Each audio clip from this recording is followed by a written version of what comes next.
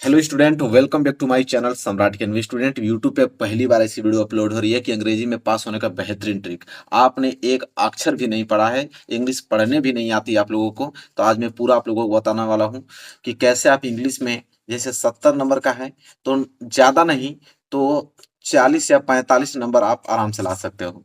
तो 45 नंबर अगर आप ला लेते हो और 30 नंबर रिक्सूल से मिल जाएगा तो 75 नंबर। अब बिना पढ़े 75 नंबर अगर ला दिए तो अब क्या चाहिए आपको बताओ।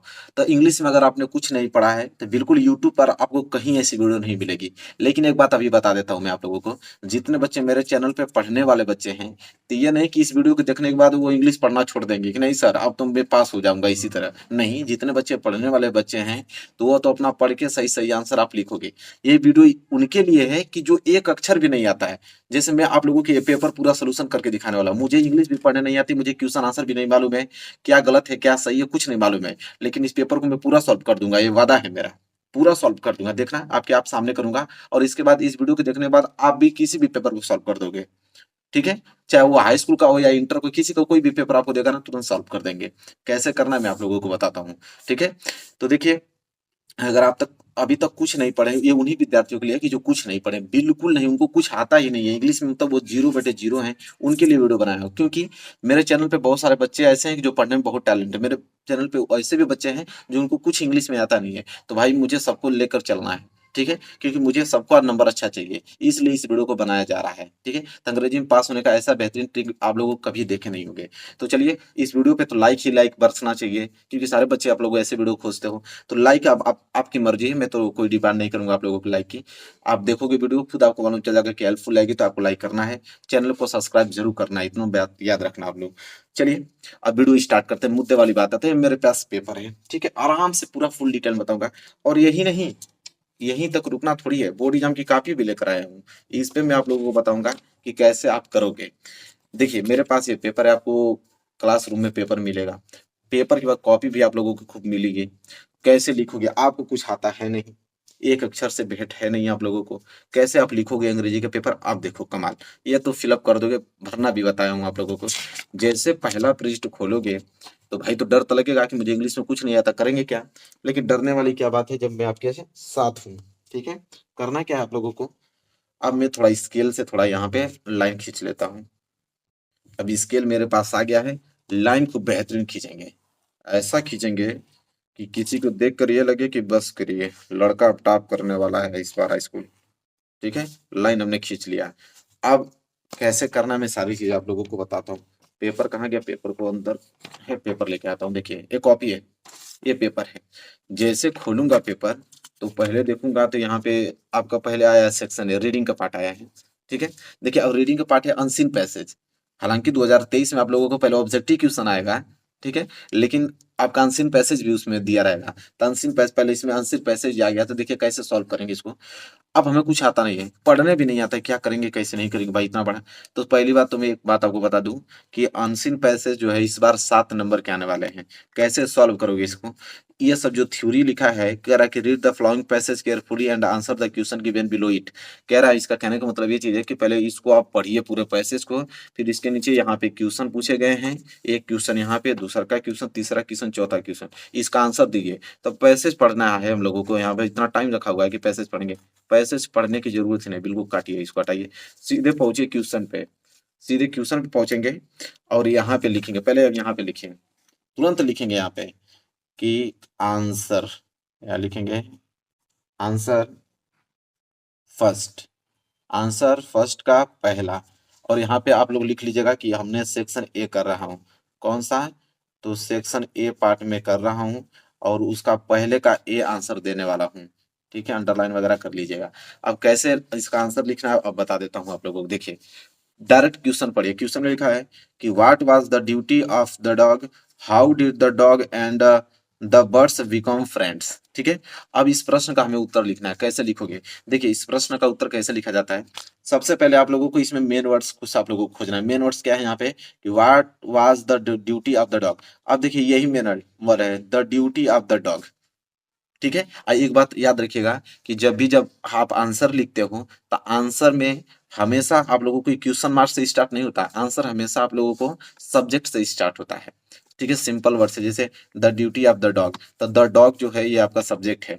बस आप लोग करना क्या है, बस पकड़ लीजिए इसी को, the duty of the dog. अब इसी पैसेज में खोज लीजिए कहीं the duty of the dog, कहीं डॉग का जिक्र हुआ है, डॉग डॉग डॉग डॉग, हाँ डॉग मिल गया। देखिए डॉग यहाँ पे भी मिला है, लेकिन यह बीच से स्टार्ट है, और द डॉग यहाँ से स्टार्ट है जो सब्जेक्ट का काम कर रहा है। बस यही पकड़िए, द डॉग को पकड़िए, और यहाँ से लेकर यहाँ तक, कम से कम हिम तक, मतलब इतना लिखिए ताकि एग्जामिनर को लगे कि आंसर लिखा है। तो द डॉग से उठाइए और हिम तक बस लिख दीजिए।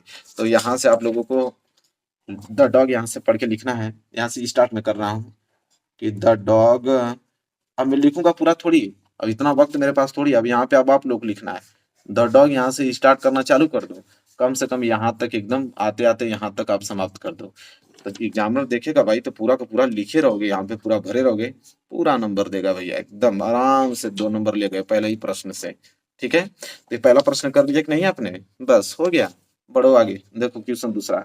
इसके बाद तुरंत आप लोगों को, एक क्वेश्चन पहला हो गया ना, तुरंत हेडिंग डालो यहाँ पे, तुरंत डायरेक्ट कि आंसर पहले का बी। अब हम पहले का बी करने वाले हैं। ठीक है, अब देखो पहले का बी मतलब यहाँ आ जाओ, पहले का बी कह रहा कि what happened to the birds one day, how did the dog save her. ठीक है, अब इसमें कुछ नहीं, व्हाट हैपेंड, ये व्हाट व्हाट काटिए, to the birds one day, पकड़िए द बर्ड्स वन डे को पकड़ लीजिए, बस खोज लीजिए कि द बर्ड्स वन डे कहीं दिख रहा है क्या यहाँ पे, मुझे तो दिख रहा है यहाँ पे वन डे, बस स्टार्ट कर दीजिए वन डे द बर्ड। अब यहाँ से तुरंत ब्लू पेन लीजिए और यहाँ से स्टार्ट कीजिए कि वन डे द बर्ड्स।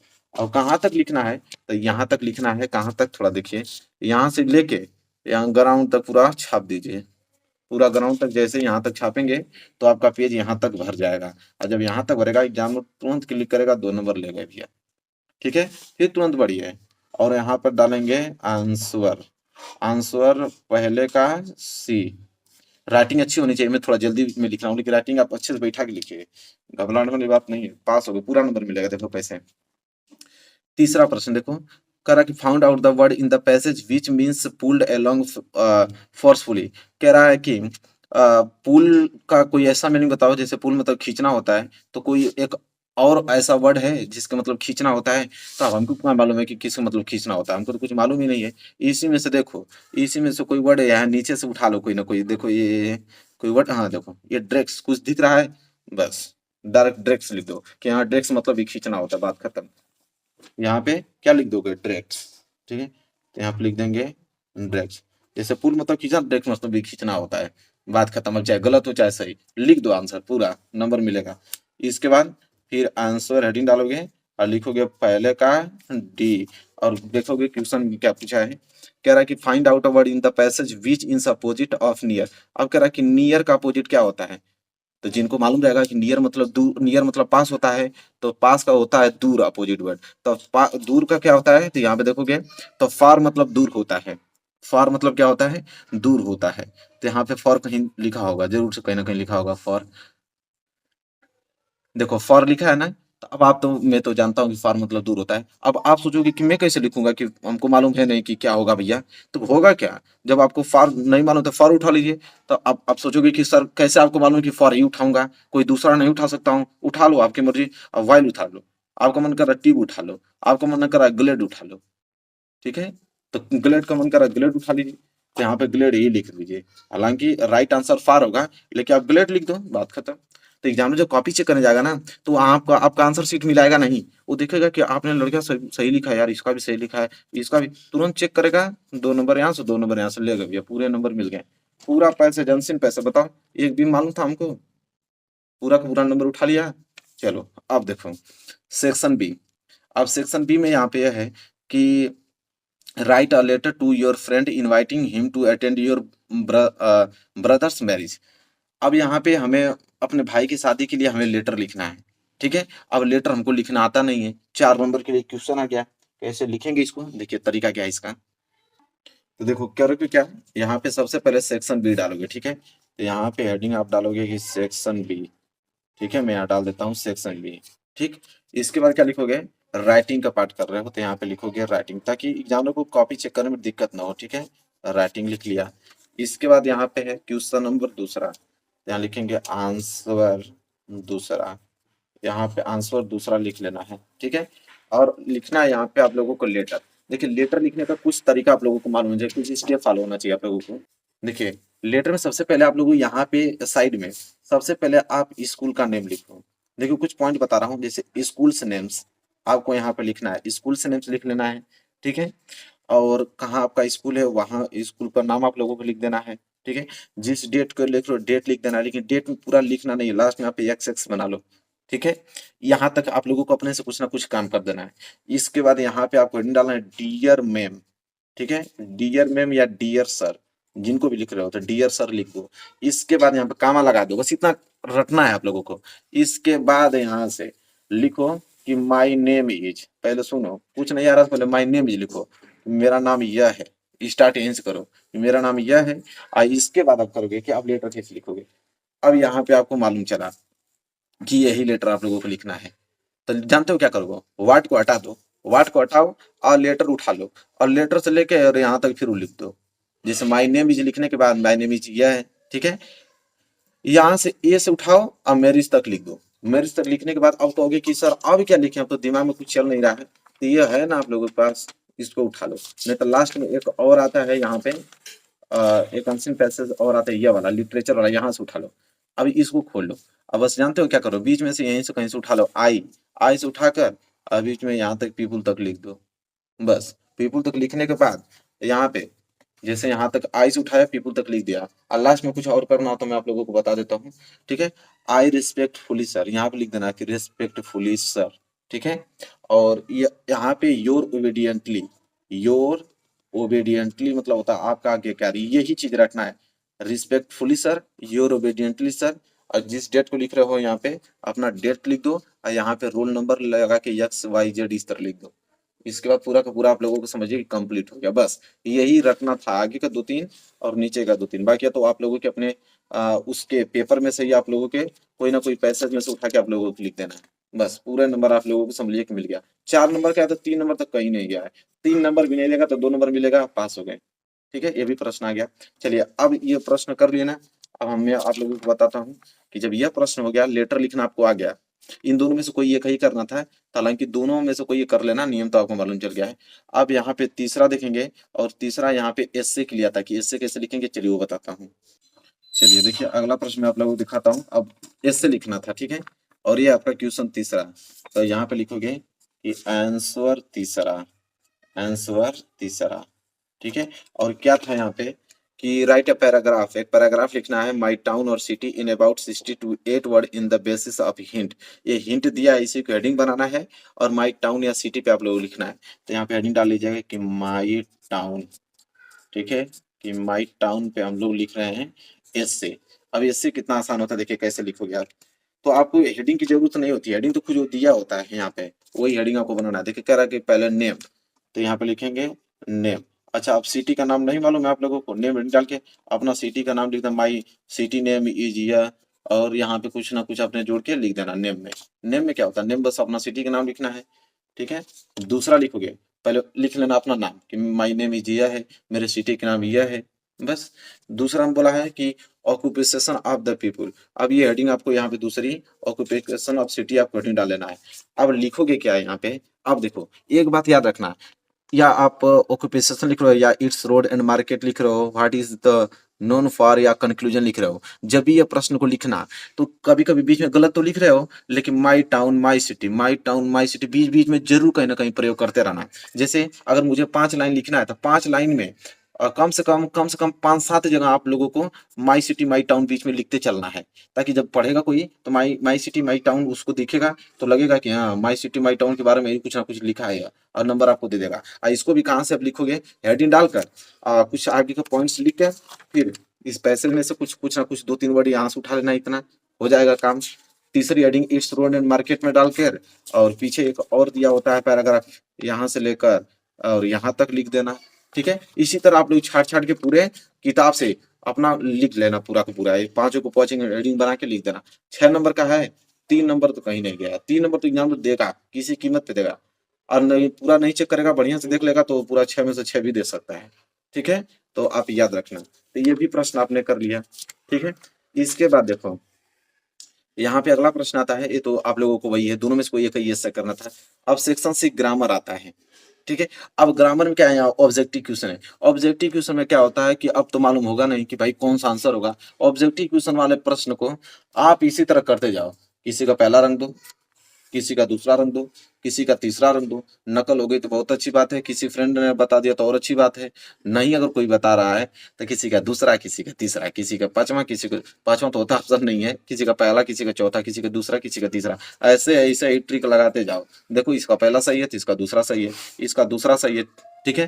तो यहाँ पे ट्रिक लगा हुआ है, लेकिन आपको मालूम नहीं रहेगा तो आप भी अपना ट्रिक लगाते रहना। और मैं कह रहा हूँ कि 20 ऑब्जेक्टिव आ रहा है, आपने पूरा रंग दिया, मैं कहा 10 भी सही होगा और लो पे 10 नहीं तो 7 तो सही होगा, लेकिन पूरा छोड़ दोगे तो एक भी नंबर मिलेगा नहीं। अगर यहाँ से 10 नंबर मिल जाएगा तो कोई दिक्कत, अगर भगवान भरोसे आपने सही कर दिया तो 20 में 20 मिल जाएगा। बोलो आपको कुछ नहीं आ रहा था, आपने रंग दिया सही भाई, 20 में 20 नंबर मिल गया। तो ऑब्जेक्टिव वाले क्वेश्चन ऐसे कर लेना, ठीक है। इसके बाद देखिए क्या आता है, यहाँ पे देखिए चेंज इनटू पैसिव वॉइस और ये डायरेक्ट इनडायरेक्ट। देखिए डायरेक्ट इनडायरेक्ट स्पीच कैसे चेंज करते हैं बताता हूँ, यहीं पे आप लोग समझो। जैसे ही said to why are you sitting दिया ना, तो ही सेड टू जब भी आए, देखिए सेड टू को हमेशा टोल्ड में लिख देते हैं। सेड टू जब भी आएगा ना आप उसको टोल्ड टू लिख दो। इसके बाद यहाँ पे वाई आर यू सिटिंग है ना, तो यहाँ से तुम यू से स्टार्ट कर दो, लिख दो यू आर सिटिंग आइडल बस।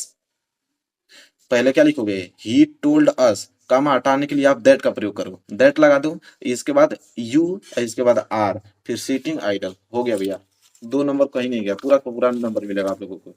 इसी तरह आप लोगों को change into passive voice. Passive voice में क्या होता है कि आई बॉट और डिक्शनरी स्टडी ये दिया है ना, तो पैसिव वॉइस में क्या होता है कि इसके ऑब्जेक्ट का इसका सब्जेक्ट बनाते हैं, ठीक है। तो और डिक्शनरी आगे कर दो और इसके लिए हेल्पिंग वर्ब ईजीएमआर कोई ना कोई अपना लगा दो, और लास्ट में बाई लगाने, बाई भूलना नहीं है, बाई लगाकर और इसके सब्जेक्ट को इसका ऑब्जेक्ट बना लो। जैसे आई है तो आई को क्या होता है मी, तो यहाँ मी लिख दो, पूरा नंबर मिल जाएगा, ठीक है।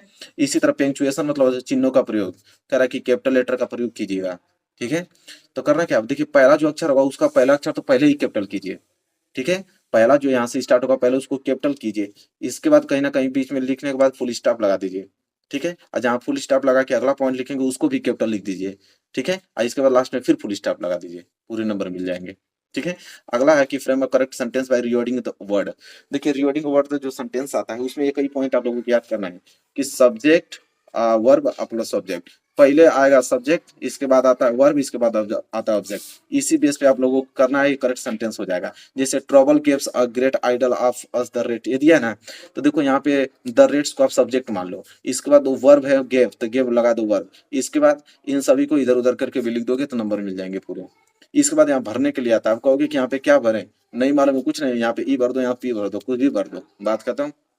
चलो इसका बनाने का नियम देखो, ये ट्रांसलेशन कैसे बनाते हैं। ट्रांसलेशन अगर आपकी एग्जाम में आ गया तो आप सोचोगे ट्रांसलेशन कैसे बनेगा भाई, अब तो हमको कुछ मालूम है नहीं कैसे। तो करना क्या है, कुछ नहीं करना है, यातायात अच्छे अच्छे एक साधन होने का देश की प्रगति के लिए बहुत आवश्यक है, दिया है ना। अब हमको कुछ आता ही नहीं, क्या करेंगे, फिर वही नियम लगाएंगे, यहीं से आई से उठाएंगे इस पैसेज को और यहाँ तक पूरा बुक देंगे, यहाँ तक लविंग तक, बस बन गया भैया। यहाँ तक उठाएंगे यहाँ तक, क्योंकि एग्जामिनर जाएगा चेक करने नहीं, देखेगा कि इसका ट्रांसलेशन ने किया ना, पूरा का पूरा नंबर दे देगा आपको। बात ये होता है, ट्रांसलेशन भी आ गया।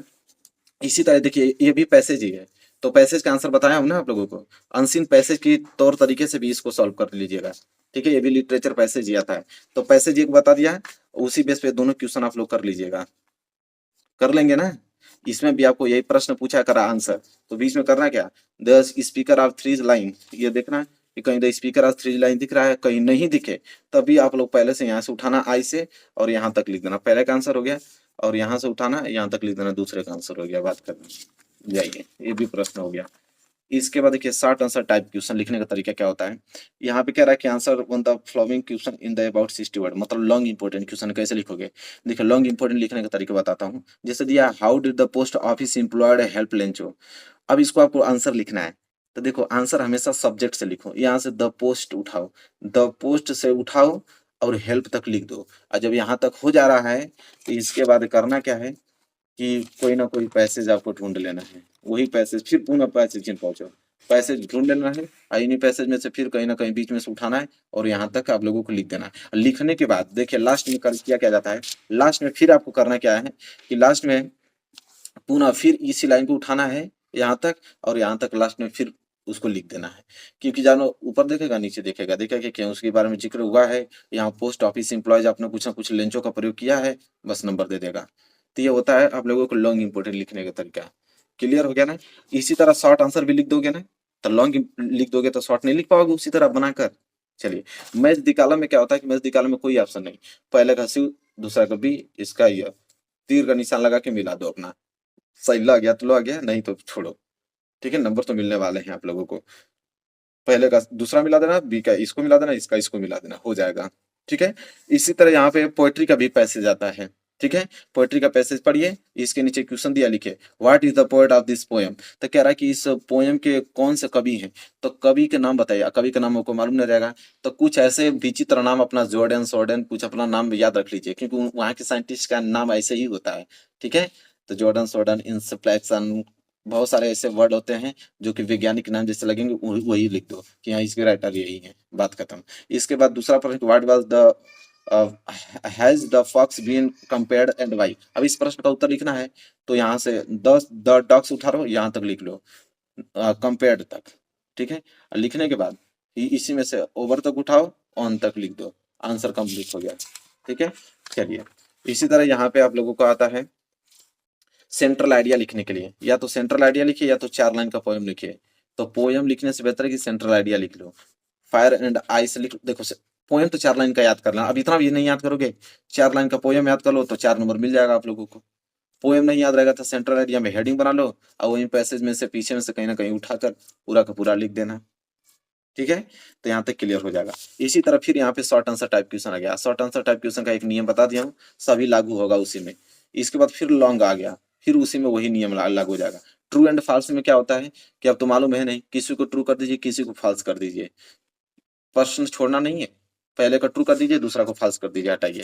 इसके बाद वही आप लोगों का multiple choice question. Multiple choice question वही में हमने बताया है, किसी का बी कर दीजिए किसी का सी कर दीजिए और पूरा का पूरा पेपर सॉल्व कर लीजिए। बताइए, मुझे इंग्लिश आ रही थी, एक भी नहीं आ रहा था, लेकिन सॉल्व हो गया पूरा पेपर, नंबर पूरे मिलेंगे, इतना याद रखिएगा। हमने क्या किया, 40 नंबर कहीं नहीं गया है, 40 नंबर तो एग्जाम में देना ही देना है उसको। अब 30 नंबर स्कूल से 70 नंबर पा गए, अब क्या चाहिए बिना पढ़े लिखे। तो कैसी लगी ट्रिक, बताइए, ट्रिक है कि नहीं मजेदार। तो मेरे प्यारा विद्यार्थी, लाइक करो, इसको शेयर करो इतना कि सारे बच्चे तक पहुंच जाए और सभी पास हो जाएं। ठीक है, चलिए मिलेंगे नेक्स्ट वीडियो में, तब तक के लिए धन्यवाद और सब्सक्राइब कर ही लेना है आप लोगों को।